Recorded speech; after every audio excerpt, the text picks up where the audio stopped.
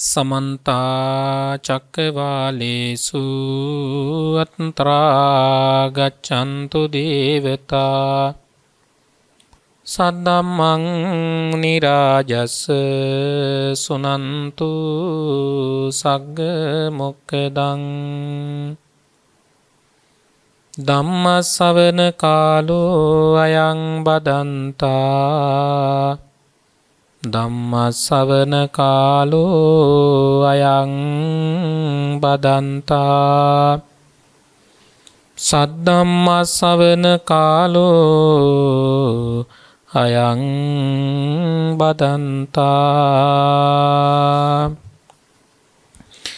නමෝ තස්ස භගවතු අරහතෝ සම්මා සම්බුද්දස්ස නමෝ තස්ස භගවතු අරහතෝ සම්මා සම්බුද්දස්ස නමෝ තස්ස භගවතු අරහතෝ සම්මා සම්බුද්දස්ස නවේදනං වේදයති සම්පජඤ්ඤෝ සුකම්පි දුක්ඛම්පි බහුසුතෝපි අයංච දීරස්ස පුතුජ්ජනේන මහා විශේෂෝ කුලස්ස හෝති තී. ඒ භාග්‍යවත් වූ දස බලධාරී ශාන්තිනායක ලෞතුරා බුදුරජාණන් වහන්සේට අපි හැම දෙනාගේම নমස්කාරය වේවා. සාදු සාදු සාදු. භාග්‍යවතුන් වහන්සේගේ සිරිමුව මඩලෙන් වදාළ ධර්මයෙන් සැනසීමටපත් ඒ උත්තම උත්තමාවියන් වහන්සේලාටද අපි හැම දෙනාගේම নমස්කාරය වේවා. සාදු සාදු සාදු. භාග්‍යවතුන් වහන්සේ විසින් වදාළ ධර්මයෙන් සැනසීමටපත් වූ සියලුම මහරහතන් වහන්සේලාටද අපි හැම දෙනාගේම নমස්කාරය වේවා. සාදු සාදු සාදු. ප්‍රඥා නාලිකාව සඳහා අනුශාසනා පවත්වන අතිගෞරවනීය නායක හාමුදුරුවන් වහන්සේලා, පඬිත හාමුදුරුවන් වහන්සේලා ඇතුළු කොටගත් මෙරට වාසී ලෝ වාසී පිනති මහා සංඝරත්නයන් අවසරයි. ඊ타මත්ම සත්පුරුෂ භාවයෙන් අද දවසේ මේ උතුම් දේශනාවට සදැහැති දායකත්වයක් කරන්නට යෙදෙන්නේ කැලණියේ පදිංචි පත්මා ඉඹුල්දෙනිය මෙනවියගේ ජන්මදිනය නිමිත්තෙන් මේ පින්කමෙහි දායකත්වයේ දරා තිබෙනවා. මේ පින්කම අය සිද්ධ කරලා බලාපොරොත්තු වන්නේ මියගිය දෙමව්පියන් වන කුඩා බණ්ඩාර ඉඹුල්දෙනිය පියාණන්ටත් කැරොලයින් ගුණවර්ධන මෑණියන්ටත් මේ උතුම් ධර්ම දාණයෙන් ජනිත වන්නා වූ පුණ්‍ය කුසල් අනුමෝදන් වී උතුම් වූ නිර්වාණ සුවයම සාක්ෂාත් වේවා යන ප්‍රාර්ථනාව සිද්ධ කරනවා. ඒ වගේම වර්ග පරම්පරාවේ පින්බලාපොරොත්තු වෙන මියගොස් ඇති යම් ඥාති හිත මිත්‍රාදීන් කෙනෙක් වෙත්නම් ඒ හැම දෙනාටද මේ පුණ්‍ය කුසල් නිවනේ සැනසීම උදෙසාම උපකාර වේවා යන ප්‍රාර්ථනාව සිද්ධ කරනවා. ධර්ම ශ්‍රවණය කළ නොකළ ලක්වාසී ලෝවාසී සියලු දෙනාටද නිදුක් නිරෝගී සුවපත් භාවයේ සැලසී උතුම් නිර්වාණ අවබෝධයේ පිණිසම මේ පුණ්‍ය කුසල් හේතු වාසනා වේවා. ගෞරවනීය දේශකයාණන් වහන්සේටද නිදුක් නිරෝගී සුවපත් භාවයේ සහ දීර්ඝායුෂ සම්පන්නිය සැලසේවා. ප්‍රාර්ථනීය බෝධියකින් උතුම් නිර්වාණ සෝයම සාක්ෂාත් වේවා යන ප්‍රාර්ථනාවෙන් කැලණිය පදිංචි ඉඹුල්දෙනිය මෙනවිය විසින් මේ පින්කම සිද්ධ කරන බව සඳහන් කරලා තියෙනවා. සත්පුරුෂව ස්වාමින් වහන්සේට ආරාධනා කරනවා. ස්වාමීන් වහන්සේ කැමැති නිවන් අවබෝධයේ පිණිස උපනිශ්‍රේ වන ධර්ම දේශනාවක් අනුකම්පාවෙන් යුක්තව පවත්වන්න කියලා. ඒ නිසා මා කල්පනා කරනවා ඔබට නවේදනං වේදයති සපඤ්ඤෝ සුඛම්පි දුක්ඛම්පි බහුස්සුතෝපි අයංච දීරස්ස පුතුජ්ජනේන මහා විසෝසෝ කුසලස්ස හෝති කියන ධර්ම පරියායෙන් ඔබට ධර්මානුශාසනාව පවත්වන්න. එතකොට මේ දේශනාව තුළ අපිට අන්තර්ගත වෙනවා ගෞතම බුද්ධ ශාසනයෙහි පිහිට නොලබපු ශ්‍රාවකයට කියනවා අසෘතවත් වූ කියලා.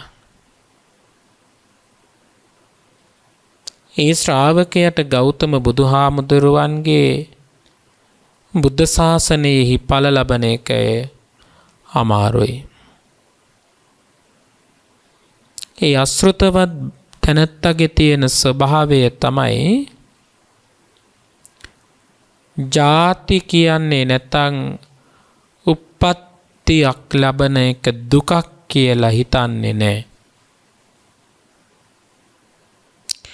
එතකොට ඔහු නැවත නැවත භවයේ ප්‍රාර්ථනා කරගෙන යනවා. ඒ පෘථග්ජනයාගේ තියෙන ස්වභාවය. ඒ පෘථග්ජන කෙනා නිතරම කාම භව, රූප භව, අරූපී භව ආදී වූ මේ භවය ප්‍රාර්ථනා කරනවා. ඒ භවය ප්‍රාර්ථනා කරන ශ්‍රාවකයාට බුදුදහමේ නිවන් දොරටුව විවෘත වෙන්නේ නැහැ.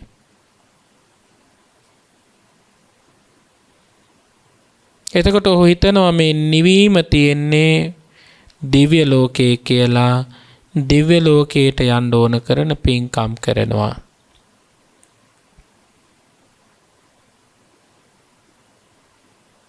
ඒ දිව්‍ය ලෝකෙට ගිහින් ඒ සැප විඳින්න අපේක්ෂා කරනවා. තැනින් තැන සැරිසරනවා.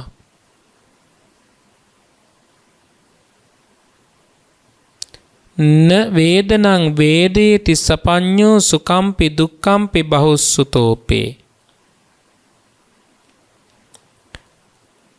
ශ්‍රුතවත් නැත්නම් පිරුණු ආර්ය වූ ශ්‍රාවකයා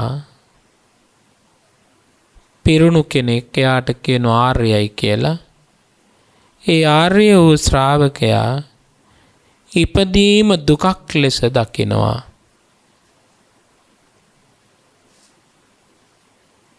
ඉපදීම දුකක් ලෙස දකින්නේ ආර්ය වූ ශ්‍රාවකයෙක්.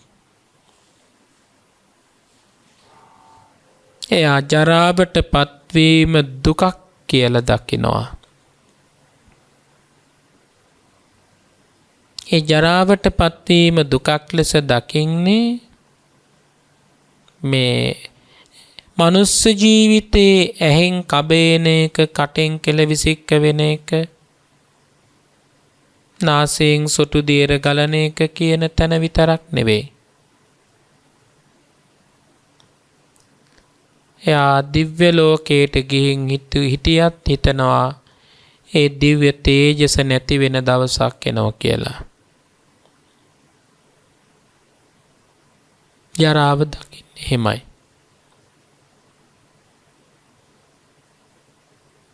ඒ ආර්ය ශ්‍රාවකයාගේ තියෙන ස්වභාවය.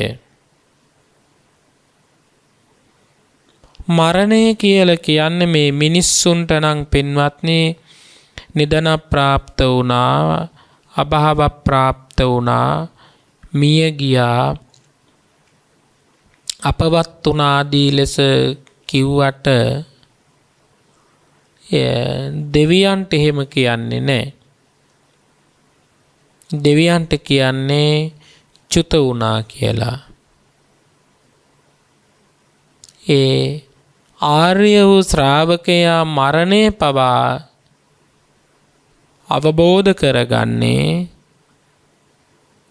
දෙවි කෙනෙක් වුණත් චුත වෙනවා කියන තැනට උපත් වෙලා මේ භවය ප්‍රාර්ථනා කරන්නේ නැහැ. ශෝකයන්, පරිදේවයන්, නැත්නම් කායික දුක්, මානසික දුක්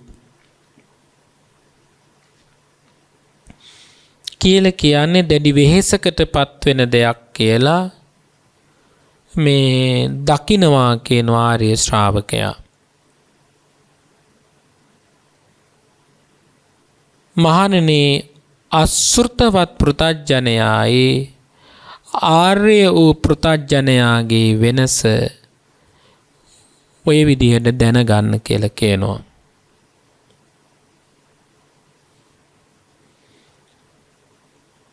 එතකොට පින්වත්නි, අනාර්ය වූ ශ්‍රාවකයා නැත්නම් පෘථග්ජන ශ්‍රාවකයා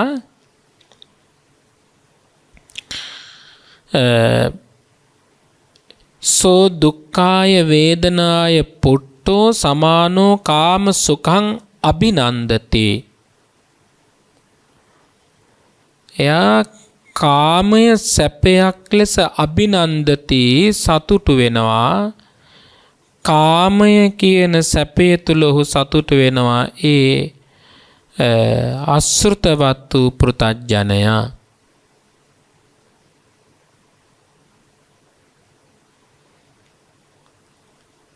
ඒ කාම සුඛය නිසාම, ඒ කම්සපේ නිසාම වේදනාවන් විඳිනවා. ඒ කම්සපේ නිසා උපදින වේදනාව, ඒ කියන්නේ මේ පංචකාමයේ නිසා ඇතිවෙන වේදනාවට, කම්සපේට ආශා කරලා ඒ ආශාව නිසා සැප වේදනාව උපද්දවලා ආන්ගේ ඉපදුණු සැප වේදනාව රාගානුසය කියලා ධර්මයේ විස්තර කරනවා. ඒ රාගානුසය නැවත නැවත උපදිනවා කියනවා. ඒ අසෘතවත් පෘථග්ජනයාගේ තියෙන ස්වභාවය. නැවත නැවත මේ රාගානුසය උපදිනවා. ඒ උපදින නිසාම වේදනාව හට ගන්නවා. එහෙනම් වේදනාව හටගන්නේ මොකක් නිසාද? රාගානුසය නිසා.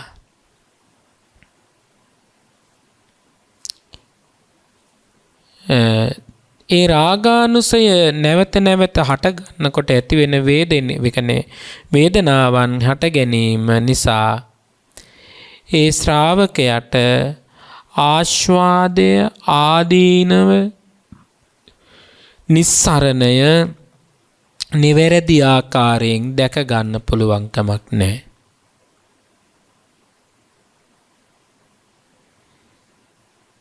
ඒ දැක ගන්න ක්‍රමයක් නැති නිසා යාට අවිද්‍යාව අනුසය වශයෙන් හට ගන්නවා. අවිද්‍යාව අනුසය වශයෙන් හටගත්තාම කෙලෙස් වලින්ම යුක්තවම ඔහු ජීවත් වෙනවා. කෙලෙස් වලින් යුක්තව ජීවත් වෙනකොට දුක් වේදනා විඳීම් වලින් විඩාවට, ශෝකයට, පරිදේවයට ඔහු පත් වෙනවා. මොකක් නිසාද? ඒ තමයි කෙලෙස් වල තියෙන, කෙලෙස් වලින් යුක්තවම ඉඳීමේ තියෙන විපාකය. ඒ නිසා කියනවා මහණෙනි, මේ අසෘතවත් පෘථග්ජනයා ජාති, ජරා, මරණ, ශෝක, පරිදේව, කායික දුක් දුම්නස් නිසා දැඩි වෙහෙසකටපත් වෙනවා. දුකින්මයි ජීවත් වෙන්නේ. එහෙනම් ඔබ කල්පනා කරලා බලන්න පින්වත්නි, ඔබට වැඩියෙන්ම දුක තියෙන්නේ ඔබ මේ කාමයට බැඳිච්ච නිසා, රාගයට බැඳිච්ච නිසා. ඒ රාගයට, කාමයට බැඳිච්ච නිසා, බැඳුණු නිසා දුක් දුම්නස් හට ගන්නවා. ඔබ එතකොට අහෝ දුකකි, අහෝ දුකකි කියලා විලාප නැගුවට විලාප නැගීම තුල දුක සංසිඳෙන්නේ නැහැ. ඔබ රාගයෙන් දුරු වෙන්න ඕන. කාමයෙන් දුරු වෙන්න ඕන.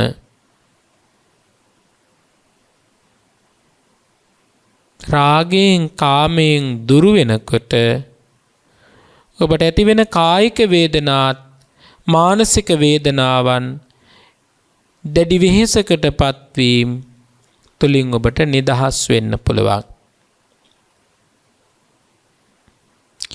හරියට භාග්‍යවතුන් වහන්සේගේ ශාසනය උගන්වන පින්වත්නි ආර්ය ශ්‍රාවකයා වගේ. ආර්ය ශ්‍රාවකයා ගැන භාග්‍යවතුන් වහන්සේ දේශනා කරනවා සේයතාපි භික්කවේ පුරිසං සල්ලේන විජ්ජෙය්‍ය තමේනං ဒ ුතියේන සල්ලේන අනුවේදනං න විජ්ජෙය්‍ය ඒවඤ්ඤහිසෝ භික්කවේ පුරිසෝ ඒක සල්ලේන වේදනං වේදයති ඒවමේව කෝ භික්කවේ සුත්වා ආර්ය ශාවකෝ දුක්ඛාය වේදනාය පුට්ටෝ සමානෝ න සෝචති න කිලමති න පරිදේවති න උරත්තාලින් කන්දති න සම්මෝහං ආපජ්ජන්ති සෝ ඒවං වේදනං වේදේති. අශෘතවත් නැතං පෘතජ්ජනයා ශෝක කරනවා. හැබැයි ශ්‍රුතවත් ආර්ය ශ්‍රාවකයා දුක් වේදනාවන් පැමිණෙනකොට ආන්ගේ දුක් වේදනාවලට ශෝක කරන්නේ කියනවා. ඒ දුක් වේදනා මේ ලෝකයේ තියෙන දේවල්. මේ ලෝකයේ දුක් වේදනා වලින්මයි පිරීලා තියෙන්නේ. දුක් වේදනා වලින් පිරුණු ලෝකයක කොටස්කාරයෙක් මම නිසා ඒ ඉපදුණු සත්වයාට දුක් වේදනා උරුමයි කියලා නුවණින් මෙනෙහි කරනවා. දුක්ඛෝ ලෝකෝ පතිට්ඨිතෝ මේ ලෝකයේ තියෙන දුක මත පිහිටලා. ආර්ය ශ්‍රාවකයා මේක දැනගන්නවා. මේ දුක් වේදනාවක් පැමිණෙනකොට ඒ දුක් වේදනාවට ශෝක කරන්න නැතුව ඉන්න. ඒ දුක් වේදනාව දරා ගන්න පුළුවන්කම තියෙනවා. ඒ දුක් වේදනාවක් පැමිණෙනකොට පින්වත්නි අනාර්ය වූ ශ්‍රාවකයා නම් ක්ලාන්ත වෙනවා.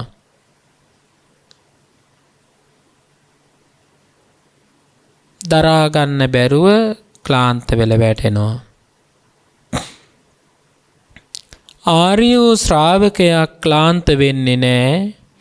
ආර්ය වූ ශ්‍රාවකයා මේ වේදනාව දරා ගන්න පුළුවන්. දරා ගන්නවා කියන්නේ ආයාසයෙන් දරා ගන්නවා නෙවෙයි.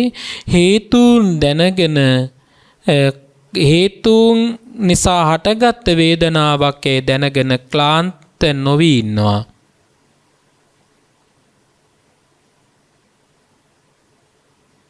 මේ ලෝකයේ සත්වයකට දුක උරුමයි.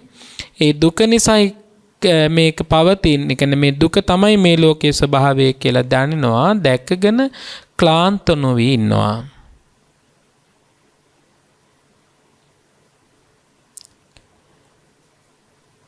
ඒ ආර්ය ශ්‍රාවකයා පින්වත්නි නොවැළපෙයි. විපතක් පැමුණුනාට පස්සේ ආ වැළපෙන්නේ නැහැ. ඒ විතරක් නෙවෙයි පපුවට අත තියා විලාප නගන්නේ කියනවා. ඒ විලාප නගන්නේ නැති නිසා ඒ ශ්‍රාවකයා මුලාවටපත් වෙන්නේ කියනවා. එන ශෝක කිරීමෙන් විලාප නැගීමෙන් ක්ලාන්ත වීමෙන් පපුවට අත ගසගසා හැඬීමෙන් මානසික වේදනාවක් විඳීමෙන් ඔහුගේ ජීවිතය කායික සහ මානසික වේදනාවන් වලට පමුණුවනවා.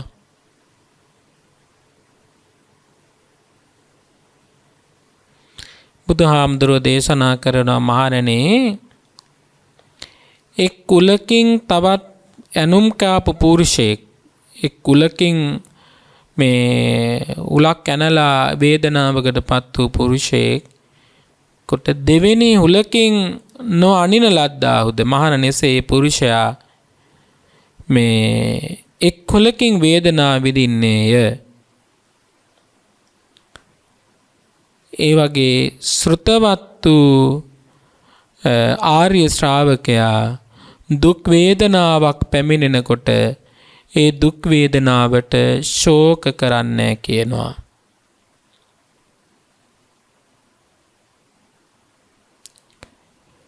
විලාපතියන්නේ කියනවා.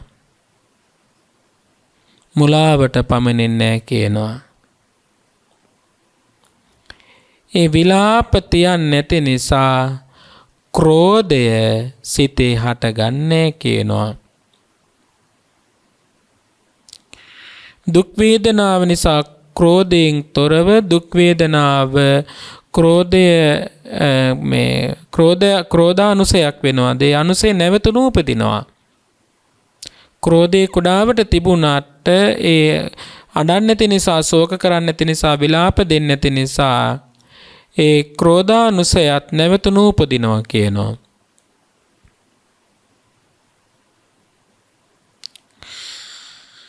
කම්සපයෙන් වෙන් වෙලා ජීවත් වෙන එක තමයි කියනවා මේ දුකින් නික්මීම දැකලා ඔහු ජීවත් වෙනවා කියනවා. එතකොට මම ඔබට මේ සඳහා දැන් මේ දේශනා කරපු ආර්ය ශ්‍රාවකයාගේ ස්වභාවයට ජාතක කතා පොත් වහන්සේගේ 802 වෙනි පිටුවේ තියෙන ලටුකික ජාතකය ඊට වටිනවා. මේ ක්‍රෝධයේ සිටේ ඉපදුනහම ඒ බද්ධ වෛරයක් දක්වා හදාගන්න විදිහ විස්තර වෙන හරි ලස්සන කතාවක්. අපේ බුදුරජාණන් වහන්සේ පින්වත්නි 80000ක් පමණ ඇත්රලක 60000ක් පමණ ඇතුන්ගේ නායකයෙක් වෙලා ඉන්නවා. මුළු රංචුවේම ප්‍රමාණය 80000යි. ඒකෙන් 60000කට නායක වෙනවා අපේ මහබෝසතාණන් වහන්සේ. එවක කෑම හොයාගෙන මේ ඇත්රංචුව යනකොට ලටුකික කියන කිරිල්ලියක් ඉන්නවා. දැන් මම ඔබට මේ මතක් කරන්නේ මොකක්ද? ක්‍රෝධය අනුශේ වශයෙන්වත් තියාගන්න එපා. ක්‍රෝධය තියාගත යුතු දෙයක් නෙවෙයි. ක්‍රෝධයේ තියෙන කෙනාටම තමයි කායික වේදනාවන් උපදින්නේ, මානසික වේදනාවන් උපදින්නේ, දුක් දුම්නස් හටගන්නේ, විලාප දෙන්න වෙන්නේ ක්‍රෝධයේ තියෙන සිතකටමයි කියන ධර්මපරියාය තමයි ඔබට මා විස්තර කරන්නේ. ඒ දුරු කරන්න ඕනෑ කියන තැනටයි යෝජනාව ඔබට කරන්නේ. එතකොට මේ ලටුකික කියන කිරිල්ලට පැටවු හිටියා. මේ පැටව අලුත උපන් අය. බිත්තර කටුවෙන් එළියට ආව ගමන් තටු ඇවිල්ලත් නැහැ. අනතුරු බහුලයි. අම්මගේ පියාපත් දෙක යට තමයි මේ කිරිලි පැටවු ටික හැංගිලා ඉන්නේ. ඉස්සරහින් එන අපබෝසතාණන් වහන්සේට ඇතාට මේ ලටුකික කියන කිරිල්ලිය පියාටු දෙක උඩට උස්සගෙන බැගෑපත් වෙලා ගිහිල්ලා කියනවා පියාටු දෙක උඩට උස්සගෙන මේ ඇතා ළඟට ගිහින් කියනවා අනේ ඇත් රජතුමනේ ඔබ හරිම විශාලයි තේජෝ බල පරාක්‍රමයකින් යුක්තයි. ඔබේ පාදයට මගේ පැටවු ටික අහු වුණොත් කුඩු සුණු විසුණු වෙලා යාවේ. ඒ නිසා කියනවා මගේ දරුවෝ අලුත උපන් ඉගිලින්න පියාපත් තාම ශක්තිමත් නැහැ. ඒ නිසා විනාශ කරන්න එපා කියලා, පා ගන්න එපා කියලා, මරන්න එපා කියලා සිහි කරනවා. ආයාචනා කරනවා. මේ වෛරය නොකළ යුතු දෙයක් කියන එකට ජාතක කතා පොත් වහන්සේගේ තියෙන ලටුකික ජාතකේ කොටසක් තමයි ඔබ මේ අහන්නේ. පස්සේ පින්වත්නි අප මහ බෝසතාණෝ ඇත්තු 60000ම එතනින් ගෙනියනවා කිසිම ඒ අම්මගේ පැටවෙකුට හිංසාවක් නොකොට. තනිවම එන ඇතෙක් ඉන්නවා. එයාට කියනවා ඒකචාරී හස්තියා කියලා. ඒකචාරී හස්තියා එනකොට මේ ලටුකික කියන කිරිල්ලේ විදිහට ඉස්සරහට ගිහින් කියනවා අනේ ඇත් රජුනේ මගේ දරුවෝ හරිම කුඩායි. ඒ නිසා මගේ දරුවන්ට විපතක් කරන්න එපා. මගේ දරුවන්ට විපතක් කරන්න එපා. මගේ දරුවෝ ටික රැකලා දෙන්න කියනවා. හරි මායාචනාවකින් කියන්නේ. බැගෑපත්ව කියන්නේ. හැබැයි මේ ඒකචාරී ඇතාගේ තියෙන පුදුම තරහක් හිත ඇතුලේ. දැන් මම ඔබට කිව්වනේ ක්‍රෝධය කියන්නේ දුරු කළ යුතු දෙයක් කියලා. ඒ කාර්ය ශ්‍රාවකයෙක් ළඟ තියෙන දෙයක් නෙවෙයිනේ. ඒක අනාර්ය වූ පුහුදුන් පෘතජන කෙනෙක් ළඟ තියෙන දෙයක්නේ. ඒක දුරු කර ගන්න ඕන කියන තැනටයි මේ කතාව ඔබට කියන්නේ. ඉස්සරහා පාදයෙන් පෑගුවේ නෑ. පිටිපස්ස පාදේ උස්සලා මූත්‍රා කළා කියන අර පැටව ගොඩට. බලන්න ක්‍රෝධයේ තියෙන ස්වභාවය. මොනවා කළාටද මේ පොඩි පැටවුට මෙහෙම විපතක් කළේ?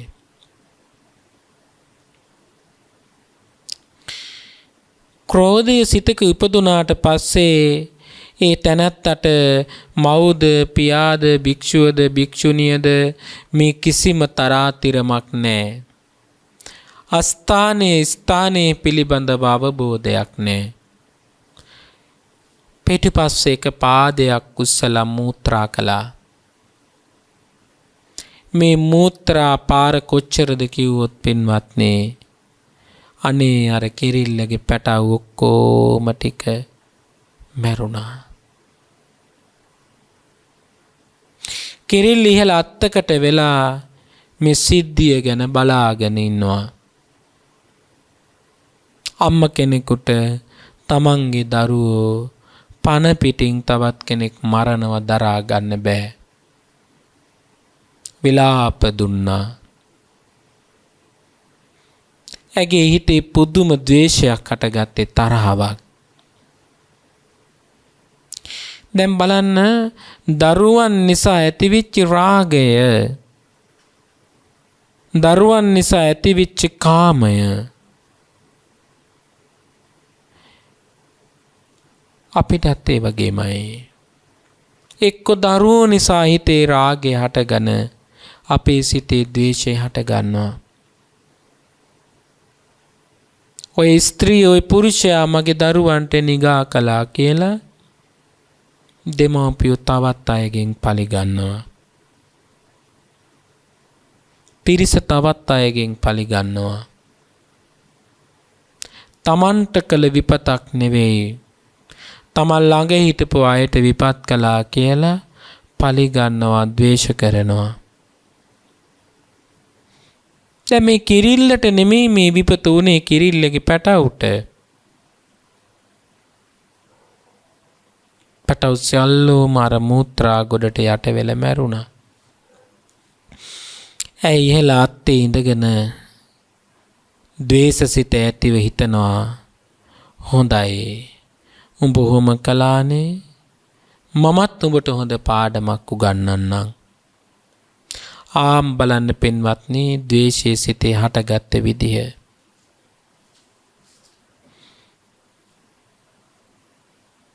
කවුලෙකුට ගිහින් කියනවා මේ කිරිල්ල, කවුල මං ඔබට මෙහෙවර කරන්නම්.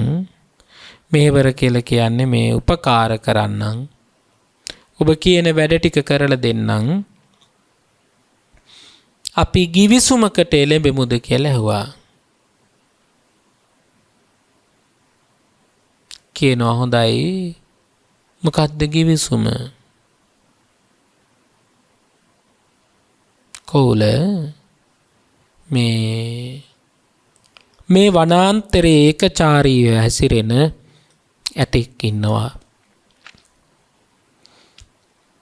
මේ ඇතා ඒකචාරීවයි හැසිරෙන්නේ. මේ ඇතාගේ ඇස් දෙකට ඇනලා ඇස් දෙක අන්ධ කරන්න ඕනෑ කියලා කිව්වා. ඒක තමයි givisum. කිව්වා හොඳයි. මම මේ වැඩේ කරන්නම්. ඊළඟට ගිහින් පින්වත්නි මේ නිහඬ මැසි රජෙක් ළඟට ගිහින් තව ගිවිසුමක් හදාගත්තා. මොකද්ද ගිහින් හදාගත්තේ? අන්ධව ඇසිරෙන ඒකජ කියන ඇතෙක් ඉන්නවා කිව්වා මේ කැලෑවේ. මේ ඒකජ කියන ඇතා ඇසිරෙන්නේ තනිවමයි. ඒ නිසා මේ නිහඬ මැසි රජ ඒ අන්ධව ඉන්න ඇතාගේ ඇස් දෙකේ නිහඬ මැසි බිජු පැල කරන්න කිව්වා. නිහඬ මැසි බිජු කියලා කියන්නේ බිත්තර. කියලක මේ ඇස් දෙකේ බිත්තර දාන්න කියලා. මේ මැසි රජුරුවොත් ඒකට එකඟ වුණා. ඊට පස්සේ ගියා කවුරු ගාවටද? ගෙම්බෙක් ළඟට. මේ ගෙම්බා ළඟට ගිහිල්ලා කිව්වා මැඩිය මං ඔබට මෙහෙවර කරන්නම්. ඔබ මාත් එක්ක එක givisumකට එන්න ඕන කිව්වා. මොකක්ද කියලා ඇහුවා. ඔබට තියෙන්නේ අර පේන විශාල කන්දේ මම කියන තැනට ගිහින් අඬලන්න ඕන කිව්වා. කෑ ගහන්න ඕන කිව්වා. ගෙම්බා කිව්වා හොඳයි මමත් ඒකට එකඟයි. දැන් පින්වත්නි මේ කිරිල්ල මේ පිරිසත් එක්ක givisum ගහගෙන ගිජුලිහිනියට මේ කෝලට ගිහින් කියනවා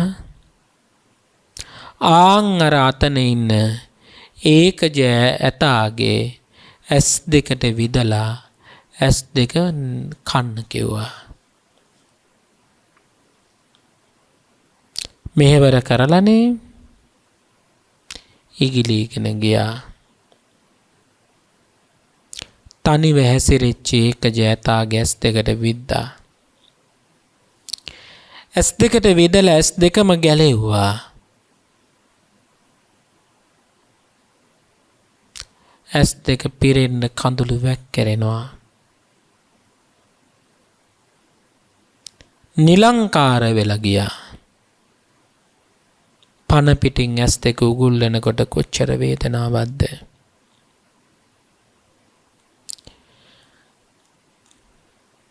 මැසි රජුරවන්ට ගිහින් කිව්වා මැසි රජ මං එදා ඔබට මෙහෙවර කළා. මේ කැලෑවේ ජීවත් වෙනවා ඒකජ අන්ධ ඇතෙක්. මේ ඇතා ජීවත් වෙන්නේ තනිවමයි. මේ ඇතාගේ ඇස් දෙකම අන්ධයි. පුළුවන් ද කියලා ඒවා ගිහලා බිජු පැල කරන්න. පුළුවන් කිව්වා. ඒකජ ඇතාගේ ඇස් දෙකේ ගිහින් අන්ධ ඇතාගේ ඇස් දෙකේ ගලවපු කුණු වෙලා සැරවේ ගලන ඒ වලවල් දෙකේ බිජු පැල කළා.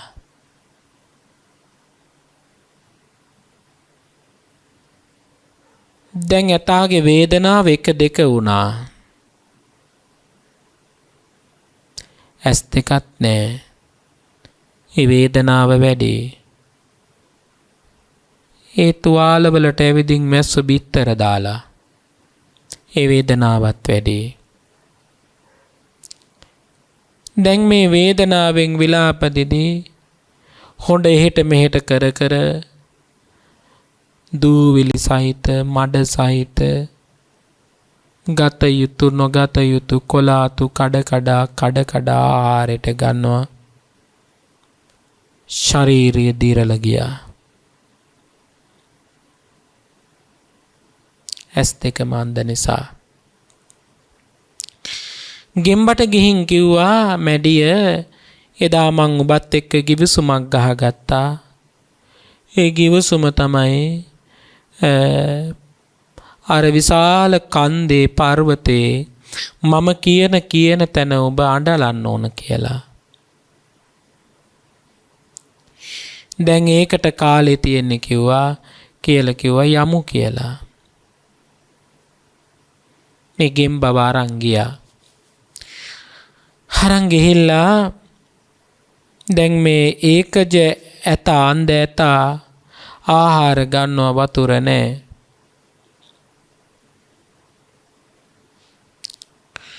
පින්වත්නි කන්ද පාමුල අඬලද්දි ගෙම්බා මැඩියා හිතුවා ඇත අනේ මෙතන වතුර ටිකක් ඇති නෙවෙයි. ඒ වතුර ටික ගන්න යන්න ඕන කියලා අමාරුවෙන් මැඩියාගේ ශබ්දේ පැත්තට පාතිය තියාවා. මැඩියා තව ටිකක් උඩට නැංගා. ඇතා හිතුවා මෙතන ජලය නැති වුණාට ආන් අතන අඬලනවනේ මැඩියෙක් එතන ඇති කියලා එතෙන්ට ගියා.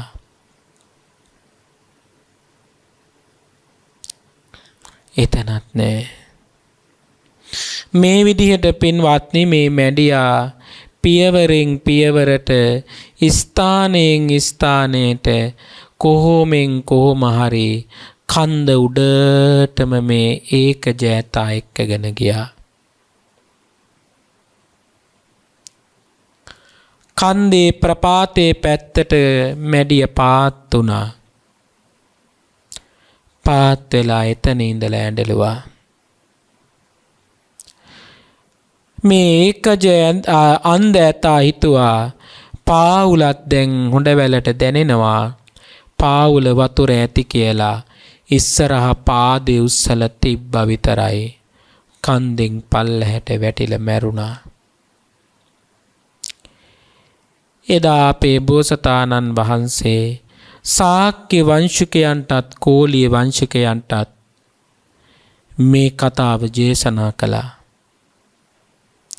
මව්පස පාර්ශවයේ නෑදෑයන්ට සහ පියපස පාර්ශවයේ නෑදෑයන්ට ලටුකික ජාතකයේ දේශනා කරලා කියනවා ප්‍රිය රජදරුවනේ නොවටිනා ජලයට නොවටිනා පොළවට වටිනා කියන රාජ්‍ය වංශයක් යුද්ධ වදින්නේ මක්කටද? මොකටද එක්කෙනා වෛර කරගන්නේ ද්වේෂ කරගන්නේ? ද්වේෂයෙන් කවදාකවත් ද්වේෂය සංසිඳෙන්නේ නැහැ. ක්‍රෝධයෙන් කවදාකවත් ක්‍රෝධය සංසිඳෙන්නේ නැහැ. මේ විදිහට ලටුකික ජාතකයේ දේශනා කළා. මේ දේශනාව කරලා ආපහු භාග්‍යවතුන් වහන්සේ දේශනා කරනවා පින්වත්නි පන්දන ජාතකයේ කියලා ජාතක කතාවක්. මේ ක්‍රෝධයේ තියෙන ආදීනව ක්‍රෝධයේ තියෙන්නේ අසෘතවත් පෘතජ්ජන කෙනෙක් ළඟ. ඒ ක්‍රෝධය නිසා තමයි ශෝකය විලාපය ඇති වෙන්නේ. දැන් එතාට අර කරපු වැඩේ නිසා තමයි දුක ශෝකය හටගත්තේ. අර කිරිල්ලගේ පැටවු ටික මරපු නිසා තමයි S2 අහිමි වුනේ. කිරිල්ලගේ පැටවු ටික මරපු නිසා තමයි බිජු දැම්මේ. විපාකේ තමයි ශරීරයට ආහාර නැතුව දුක් විඳින්නේ. ඒ නිසා තමයි ප්‍රපාතෙන් පල්ලහැට වැටිලා සුණු විසුණු උනේ. බලන්න ක්‍රෝධය ආදීනව කොච්චරද කියලා. පන්දන ජාතකයත් ඔබට මා කෙටියෙන් මතක් කරන්නම්. 406 වෙනි ජාතකය 1106 වෙනි පිටුවේ.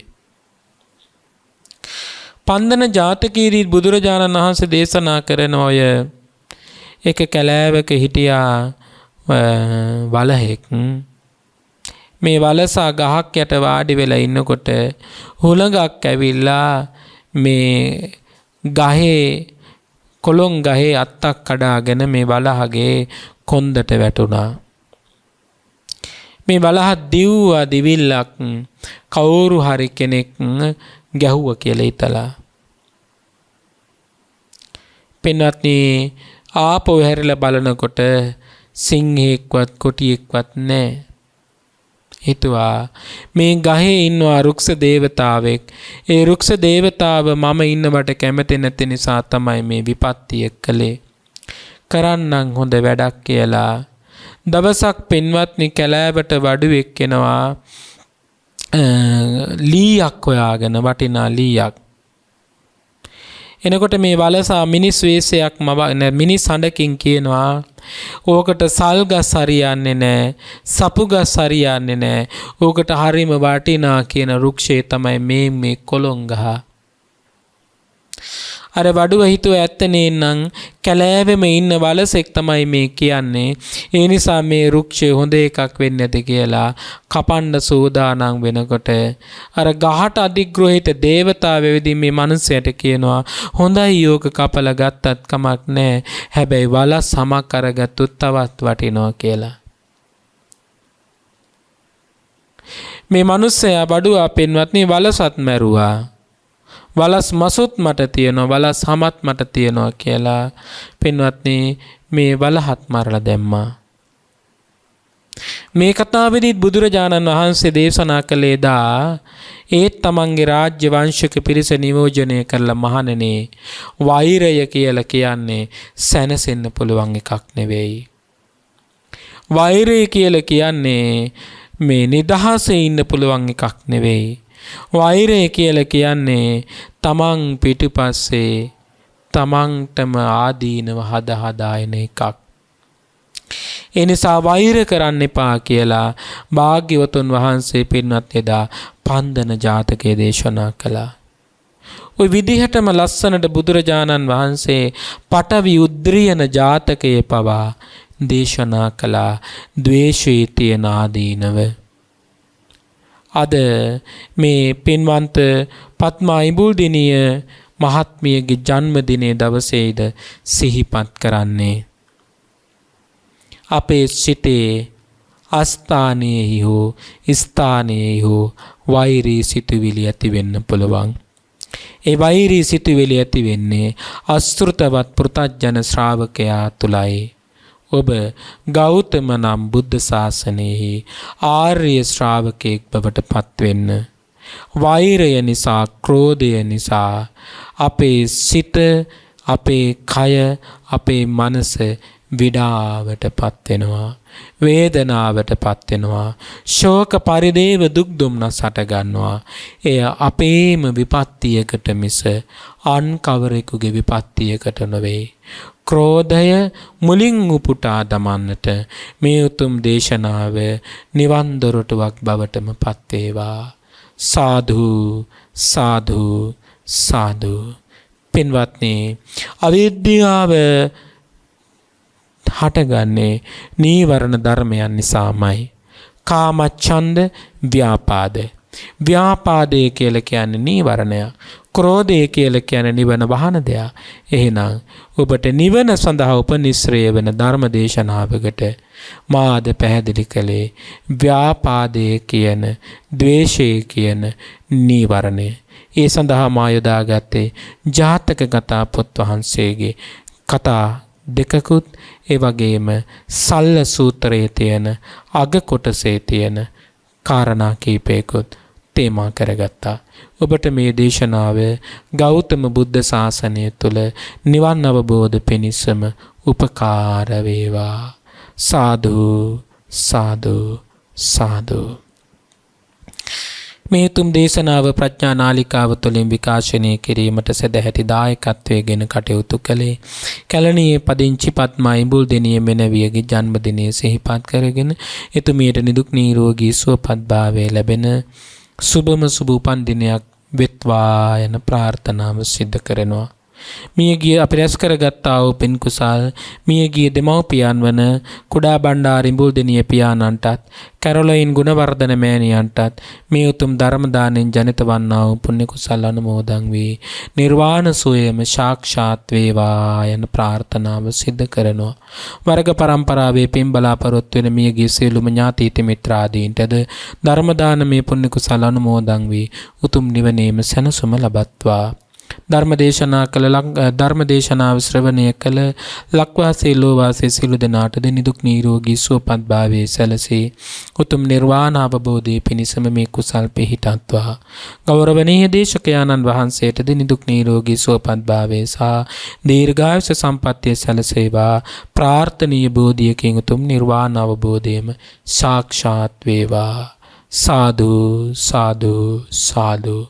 පින්වත්නි, ඔබේ ජන්මදිනයේ දවස ඔබේ මව පියා සිහිපත් කිරීම එක් ධර්මපරයායකින් කුඩා ප්‍රමාණයක් මා ඔබට සිහි කරන එක වටිනවා. පුර පසළොස්වක පොය දවසට පින්වත්නි සතර වරම් දෙවිවරු මේ මහ පොළවට වඩිනවලු. ඒ මහ පොළවට වැඩලා මිනිස්සු දෙමව්පියන්ට සලකනවද කියලා විතරක් හොයනවලු. දෙමව්පියන්ට සලකන උපකාර කරන සත්පුරුෂ දරුවන් පිළිබඳව සක්‍ර දේවේන්ද්‍රයට ගිහින් සිහිපත් කරනවලු සක්දෙවියන්ට. සක්දෙවියන් රැස් වෙනවලු සුධර්මා කියන දිව්‍ය සභාවට. සුධර්මා කියන දිව්‍ය සභාවට රැස් වුණාට පස්සේ ඒ සක්දෙවියන් මනුෂ්‍ය ලෝකයේ දෙමව්පියන්ට සලකන දරුවන්ට ආශිර්වාද කරනවලු. ඔබටත් ඒ ආශිර්වාදය අද ලැබෙනවා. ඔබේ මව පියා සිහිපත් කොට ජන්මදින දවසේ පින් අනුමෝදන් කිරීම ඔබට දෙමව්පියන්ටද වහවා නිවන් අවබෝධ පිණිසම මේ කුසල් උපකාර වේවා. ආකාසට්ඨා ච බුම්මට්ඨා දේවා නාග මහිද්దికා පුඤ්ඤන්තං අනුමෝදිත්වා චිරං රක්ඛන්තු ලෝක සාසනං චිරං රක්ඛන්තු ධම්ම දේශනං චිරං රක්ඛන්තු ත්වං සදා. හැම දිනාටම තෙරුවන් සරණයි. මෝහක්ඛයෝ නිබ්බානං